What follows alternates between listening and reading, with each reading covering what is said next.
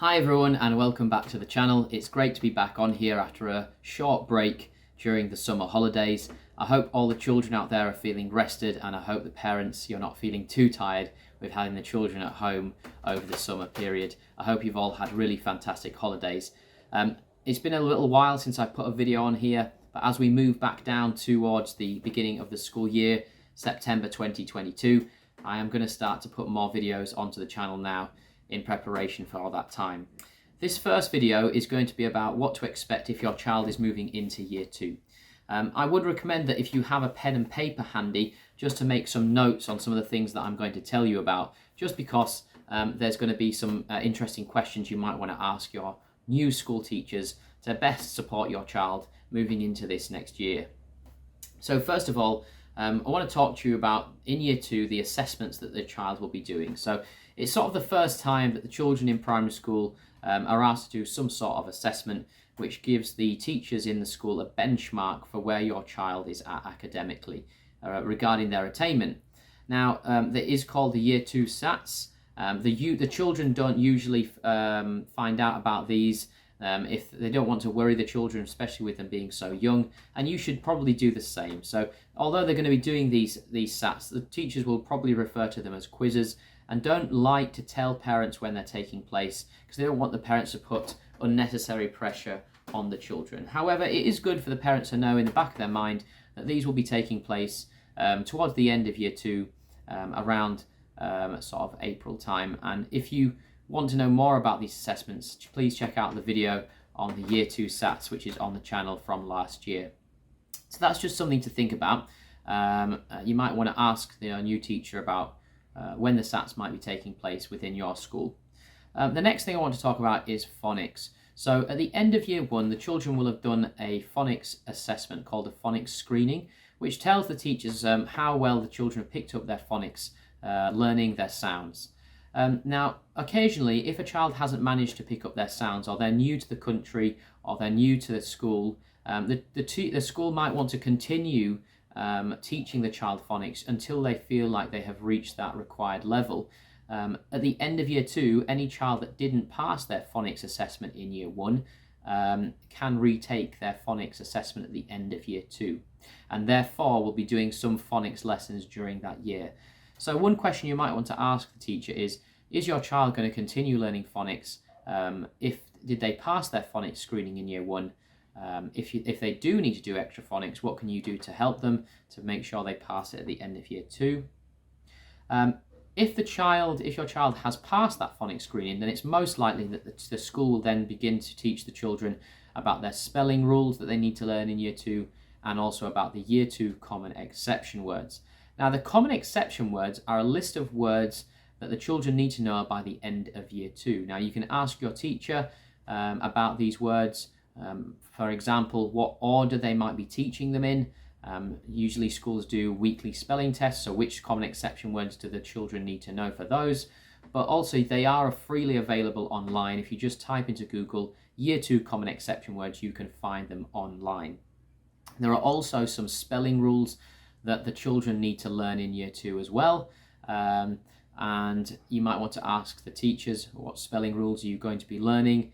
Can you get some information about these? But these can also be found online as well. The next thing I want to mention is reading. So your child will enter year 2 being on a specific book band. Okay, this book band reflects the child's ability with reading, and it will have been a book band that they finished year 1 on. Now, you might want to ask the teachers, what book band is my child currently on, because they will be taking books home, hopefully on a sort of weekly basis.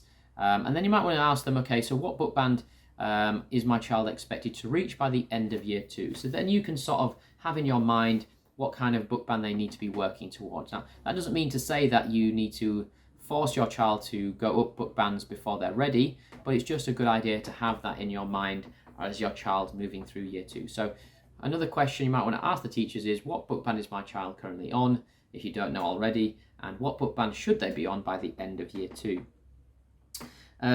Also, what other additional reading can you do with your child? So during the course of year 2, the children will probably be doing books in their English lessons and hopefully using a key text, a key book in order to do their writing around that key book. Okay, so you might want to ask the teacher, what key books are the children going to be doing during this period of time? What key topics are they going to be covering? That way you can do some extra bits at home, something fun. Okay, for example, if your year 2 topic is Victorians, is there a museum, a local museum you can take your child to give them some of that background knowledge about Victorians?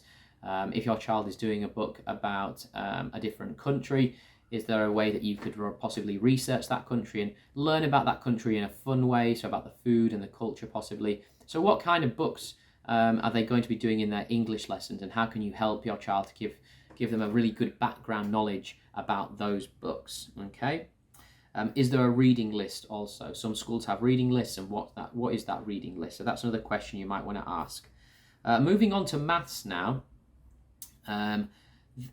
One thing that you might want to ask the teacher is how your child is doing with their maths, okay, generally, but also in year 2, the children are going to need to learn certain times tables, okay? So in year 1, they learn to count in their 2s, 5s and 10s. That's 2, 4, 6, 8, 10, 5, 10, and just being able to rote count them. But in year 2, they need to be able to learn and know their 2s, 5s and 10s. So if you were to ask your child 2 times 5, 2 times 4, 3 times 3, 10 times 10, they can quickly give you those answers. So just so you can make a note of those, in year 2 they need to know their 2s, 5s and 10s. That's not just being able to count in them, that's being able to quickly say answers to those times tables. And it's also a good idea for them to start looking at their 3s as well. So that's just counting in 3s, and then potentially towards the end of year 2, if they know their 2s, 5s and 10s, then the 3 times table is the next one they need to go on to. Because when they go into year 3, they'll need to know their 3s, 4s and 8s. So it's normal practice for year 2 teachers to teach 2, 5 and 10, and then to look at possibly the 3 times table. So that's something you can help your child at home with regards to their year 2 maths. Another thing that you might want to look at is the children will be primarily working with 2-digit numbers in year 2. So that's numbers that include 10s and 1s, so 54, 25, 32, to give you some examples. So can your child identify 10s and 1s in a number? Do they know how many 1s make a 10? Do they know how many 10s they can count until they get to 100? So it's 10 10s to 100. Okay, but essentially your child will need to know about 2-digit numbers, what make up 2-digit numbers, and also when it comes to the 4 operations, they'll be adding 2-digit numbers, subtracting 2-digit numbers. Division will be slightly different. They'll probably do division around their times tables, so 2, 5 and 10 division, but again that'll be 2-digit numbers divided by a 1-digit number, and then times their multiplication will be it won't go up as far as 2. There'll be 2-digit numbers answers, but they won't be doing 2-digit numbers times 1-digit numbers. That comes later. But for addition and subtraction, definitely they'll need to be able to add and subtract 2-digit numbers. Okay, finally, with regards to maths, you might just want to ask the teachers, I know that the children are going to be learning about addition, subtraction, division and multiplication. Can you please just give me a quick breakdown of what methods you're going to be teaching the children of how to do these sums? Because as you know, a lot of parents who went to school, we were taught differently to how the children now learn at school. The practice is continually changing, and sometimes you don't want to confuse your child by trying to teach them something different at home to how it's done at school. So if you find out how the teachers are doing those methods and just ask them, what are the teaching methods for maths, okay, for these 4 operations, because then I can best support my child at home with that. Also, the final thing is, if you want, you could ask the teacher for the long-term plan for maths, so you can see in which order they are going to be teaching it this year, and maybe give your child a little bit of pre-teach around certain topics. For example, it is guaranteed that the school should start with place, value and number, so that is learning about 10s and 1s, and then learning to order numbers and compare numbers, so putting them in order from smallest to biggest, saying which one is small and which one's bigger. But then they'll probably move on to the 4 operations: addition, subtraction, division and multiplication. And after that, Most likely they'll learn fractions, but it can differ from school to school. So after they've done those things, it's what are they going to be doing next and when in the year, so then you can work on those things. For example, when are they going to be doing shape? They should be learning about 2D and 3D shapes at some point. When are they going to be learning about measure, centimeters, meters, kilograms, grams, measuring those different things. So just maybe you want to ask your teacher in year 2 at what point are we going to be learning those things throughout the year. Okay, I hope you got some value from that. I hope you made some good notes. If you have any further questions about your child going into year 2, any worries or concerns, please put them in the comments box below. And thank you for those people who are already subscribed to the channel. If you aren't also already subscribed, please subscribe for any more videos on primary education. I'll be putting lots more up this academic year. And there'll be more videos coming up about how to prepare your child best for year 3, year 4, year 5 and year 6. Thank you so much for watching. Thank you for supporting the channel. I'll see you in the next one.